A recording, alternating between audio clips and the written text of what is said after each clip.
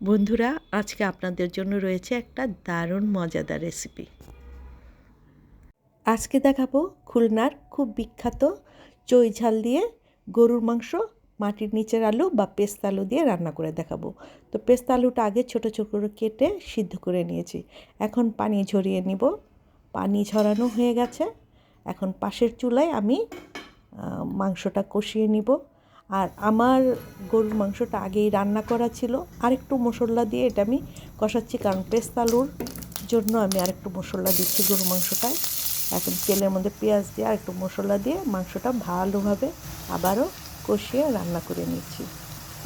গরুর মাংসটা কিছুটা রান্না হয়ে গেলে বা ভালোভাবে কষানো হয়ে গেলে আমি পেস্তা আলুগুলো দিয়ে দিব। পেস্তা আলুগুলো দেওয়া হয়ে গেলে আমি ফুটানো পানি দিব। করা পানি ছড়ানো আলু এগুলো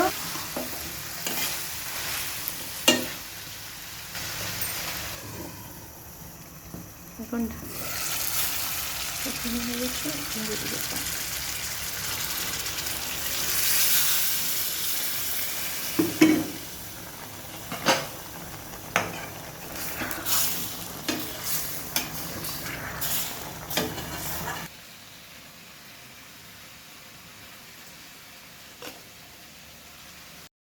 গরুর মাংস আর আলু বেশ ভালোভাবে রান্না হয়ে গেছে।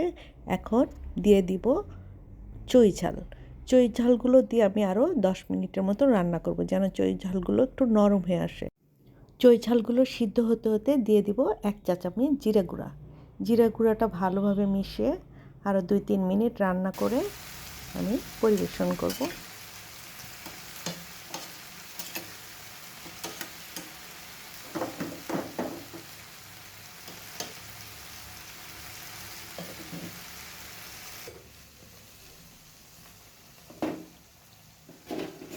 হয়ে গেছে আমাদের চই ঝাল দিয়ে গরু মাংস আর পেস্তা আলু।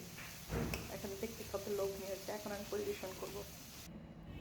বন্ধুরা, আমার এই রেসিপি আপনাদের কেমন লাগলো কমেন্টে জানাবেন, লাইক করবেন, শেয়ার করবেন, আর সবাই ভালো থাকবেন।